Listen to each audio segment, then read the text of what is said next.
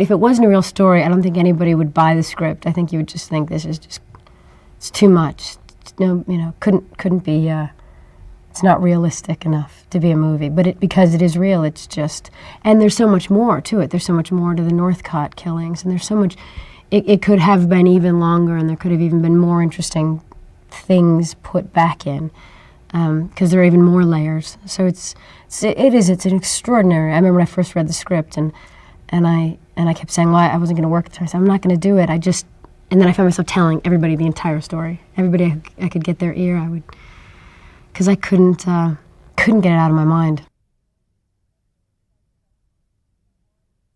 You find yourself wanting to get very aggressive about a situation because you believe you've been wronged, and instead you are kind of feeling like a little woman facing this authority of men, and at a time when that was such an authority, and that was such a final word, and that they could easily say that, you know, you're emotional, you're a woman, you're a mother, you're not thinking clearly, and a lot of people at that time would say, that's right, that sounds right. And so it was terrifying. But he's extraordinary. He is the greatest. I can't say enough about him. I could go on forever. He's so decisive. He's got such a great way about him with everybody, every single person. I think that's what it is. He's got that great leadership quality of a great man who values every single person on the film, and they know it, and so they bring their best, and it's appreciated, and yet he does not suffer fools, and he's very clear. John's always one of those actors, I think I've always respected him. I've always felt he's just one of the, you know he's one of those real artists. He's a great artist, and he knows his craft. But you don't know John. John's one of those odd ones. You think, I wonder if he's normal. I wonder if he's, and it's been so nice to get to know him, because he is just a pleasure. He is a very, very intelligent, very, very kind man, but very intelligent.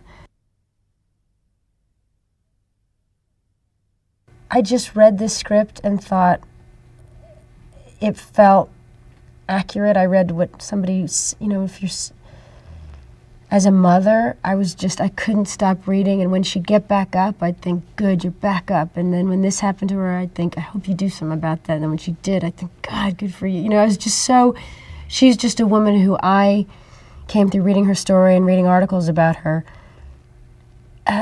came to admire and feel very sorry for.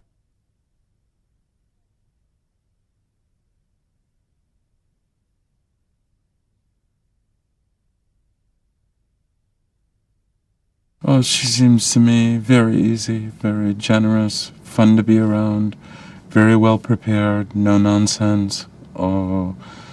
Just absolutely great, actually. Good sense of humor, and this film, we sort of pick it up and lay it down. I mean, it goes quite quickly. His philosophy about it seems to be, if people have time to rehearse, they have time to figure out what to fake. I think that's probably fair, and I think there's probably some degree of truth in it, or even a great degree of truth in it. The thing that most interested me was just looking back at that time and think, well, you could tell someone her son wasn't her son and put her in an institution, and if citizens didn't react forcefully and decry that with a sufficient degree of force, and also a sufficient degree of finesse of how to play it, she would have died probably in a loony bin.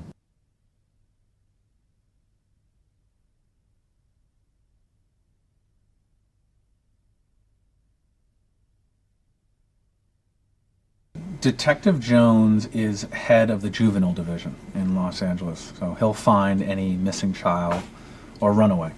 And it's the 20s, so it's it's a long process of trying to find a missing child. It's no internet, no faxes, just on the beaten path, just trying to find clues. And he's head of the entire Los Angeles office.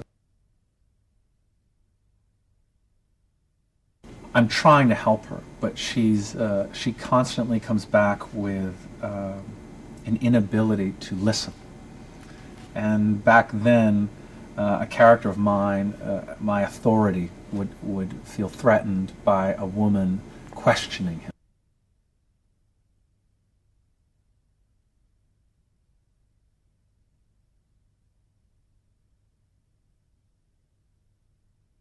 There's one great theme, I think, of this movie that I actually have a line that Carol says, if we're crazy, meaning women, if we're crazy, nobody has to listen to us.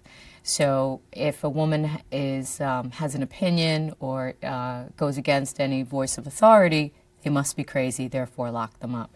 So Angelina's character and mine find themselves in that very similar situation. Code 12 is it's when you're wrongly accused under police action. Basically, when you tried as a civilian to report wrongdoing or misbehavior of a police officer, you were locked up.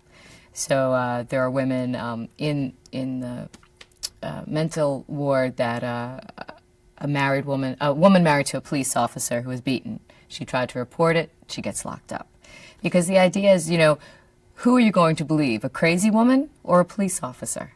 It's in that world, they set it up as a no-brainer. These women, they're all emotion. They're, there's nothing going on upstairs. These are lines, that my character gets to say. And it's like, of course we're considered crazy if we were dare speak up against these men. So they locked us up to shut us up. I've been a big fan of hers. I mean, she's turned in some extraordinary performances over the years. So, on one hand, when you follow someone's career, it's you know what you're getting in terms of quality, and then, of course, you don't know what you're going to get until you meet the person. But she is just a no-nonsense player. She's very gracious, very much the diplomatic lady. You can see how she must carry herself around the world with all the charity work she does, and. The tone does come from the top, as Clint sets it, as does Angelina. It's very easygoing. She's very approachable, and she's very generous an actor.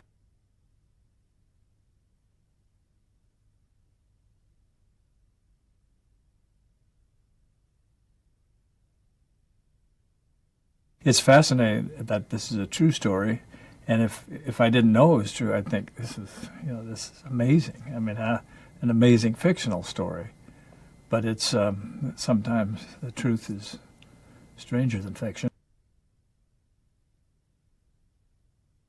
What this woman had to go through is really amazing, and the fact that she actually could bring down the whole political structure of Los Angeles in 1928 was amazing, with the help of a Presbyterian minister.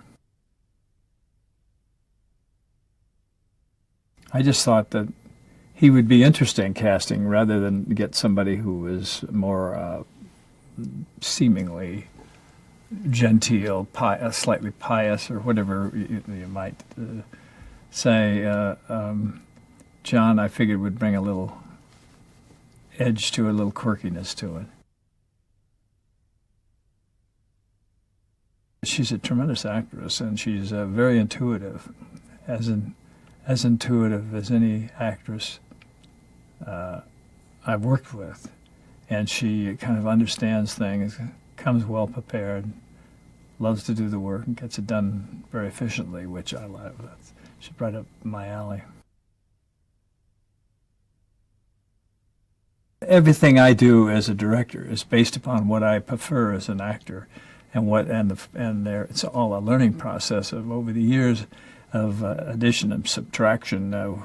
You find things that directors do that you like, and you find things that they do that you don't like. And I just direct like the way I like to be directed. I like to come in, I like to bring what I'm going to bring to the table, and then if the director doesn't like it, critique it and tell me where he thinks something could be added or something could be subtracted.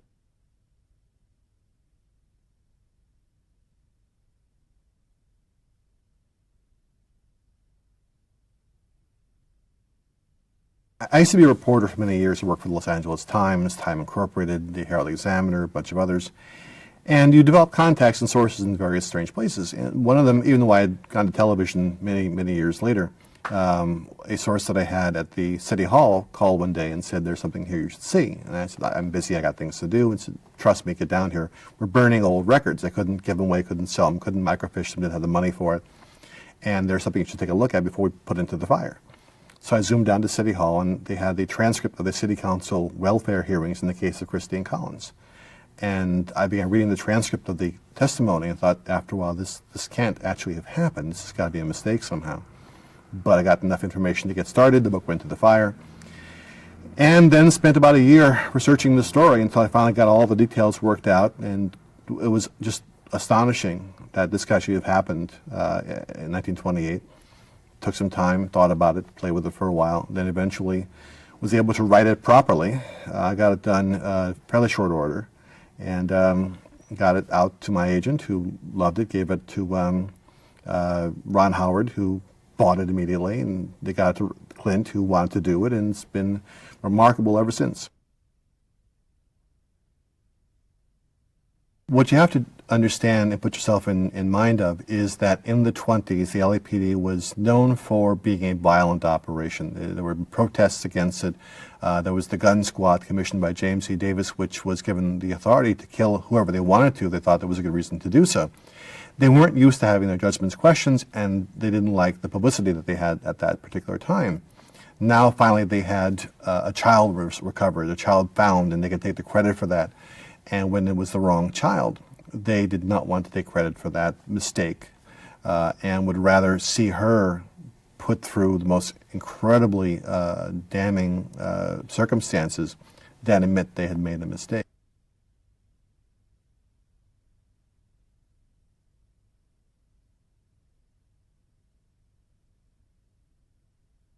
What Clint Eastwood has that's different than anybody that I've ever worked with is sort of an instinctual certainty that transcends any kind of dialogue that goes on or Socratic method that people employ.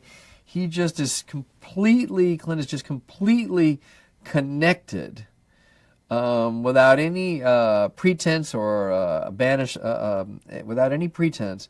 He's completely connected to his instincts, his emotional feelings, and he just goes with that. Well, look, first of all, it's a tour de force role for a woman, and what makes her perfect is that she's so emotionally available and alert, present. And I mean, both Clint and I, and probably all of us, and anyone that was on the set would say, my God, how could she be up for every scene the way she is? I mean, every single scene was an important scene that she had to deliver on.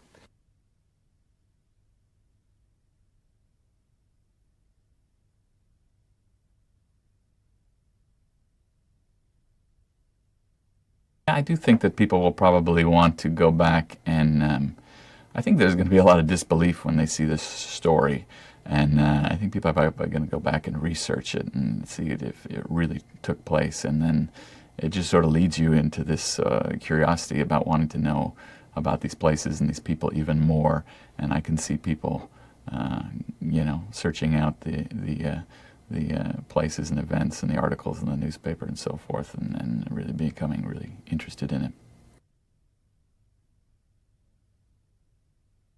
In going back and reading the articles in the newspapers and so forth, you get a sense of how this could have unfolded the way it did, and it doesn't seem as unbelievable as it does at first. And I hope that comes off on screen. I think we portrayed the scenes as they happened, and you sort of get an understanding. Well, I can understand how this happened and how this happened, and pretty soon, the whole thing has come together the way it has. It's so extraordinary.